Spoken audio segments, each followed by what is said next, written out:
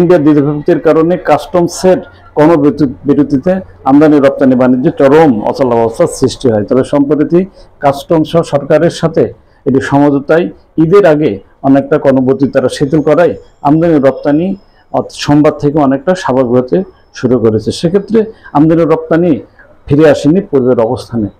কি বলছেন আমদানি রপ্তানির সাথে সংশ্লিষ্টরা সহ বন্দর শ্রমিকেরা, আমরা শুনবো তাদের কথা। তবে দ্রুত খালি হলে আমাদের গাড়িটা ভালো হয়। আমরা এসছি ওই জন্যে, আমাদের গাড়িগুলো খালি হচ্ছে না, ওই জন্য এসে দ্রুত যত খালি হয় তত আমাদের ভালো হয়।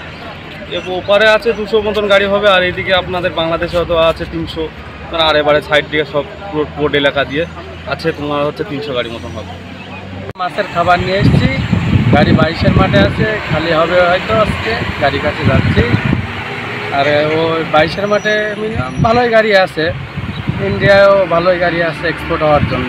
মানে ও পাশে 100-200 আছে, হয়তো 200 গাড়ি আছে, আর এ পাশে আর এবারে দিয়ে ওই 300-400 হয়তো হবে। রপ্তানির সাথে সংশ্লিষ্ট বলছেন যে দেশের বিরাজমান পরিস্থিতির কারণে আমদানি রপ্তানি বাণিজ্যে অনেক প্রতিবন্ধকতার সৃষ্টি হচ্ছে। সেক্ষেত্রে সরকারের বেঁধে দেওয়া রাজস্ব আদায়ে অনেকটা প্রতিবন্ধকতার সৃষ্টি হবে, রাজস্ব হারাবে দুই দেশের সরকার। এদিকে ব্যবসায়ীরা হবে অনেক ক্ষতিগ্রস্ত। এ থেকে যেমন সরকার সহ এনবিআর এর মধ্যে দ্রুত সমঝোতারও দাবি জানান বন্দরের সাথে সংশ্লিষ্টরা। তবে আমদানি রপ্তানির সাথে সংশ্লিষ্টরা জানান দেশের বিরাজমান পরিস্থিতির উন্নত হোক, ফিরে আসুক আমদানি রপ্তানির পরিবেশ, এমনটি চান বন্দর ব্যবহারকারী বিভিন্ন সংগঠনের নেতাকর্মীরা।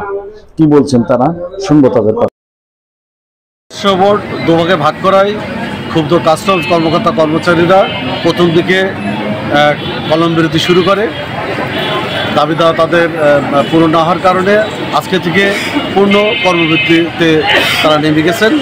এর ফলে বেনাপোল কাস্টমসে আমদানি কার্যক্রম সম্পূর্ণভাবে বন্ধ রয়েছে, শুধুমাত্র রপ্তানি একটা চালু আছে এবং বেনাপোল কাস্টমস বন্ধ থাকায় বন্ধ থেকে কোনো মালামাল খালাস হচ্ছে না এবং কোনো পণ্য শুল্কায়ন হচ্ছে না। এর ফলে সামনে যে রাজস্বের লক্ষ্যমাত্রা, এই লক্ষ্যমাত্রা কোনো অবস্থাতেই অর্জিত হবে না। দিনে রাজস্ব দিনে আদায় হচ্ছে না।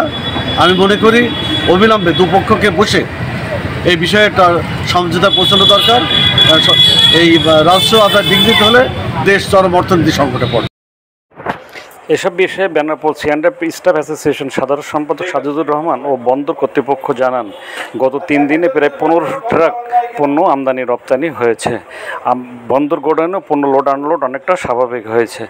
তবে গত কয়েকদিনের ক্ষতি পুষায় নিতে গভীর রাত পর্যন্ত কাজ হচ্ছে বলেও জানিয়েছেন বন্দর সংশ্লিষ্টরা। এদিকে সিঅ্যান্ডএফ স্টাফ অ্যাসোসিয়েশনের নেতারা জানান, এনবিআর দ্বিধা বিভক্তি সুরাহা কামনা করেন তারা। কারণ এনবিআর দ্বিধা বিভক্তি থাকলে কাস্টম কর্তৃপক্ষ যেমন কর্মবিরতি শুরু করেছে, এতে দুদেশের মধ্যে আমদানি রপ্তানি বাণিজ্যেও অনেকটা ক্ষতিগ্রস্ত বা প্রতিবন্ধকতাও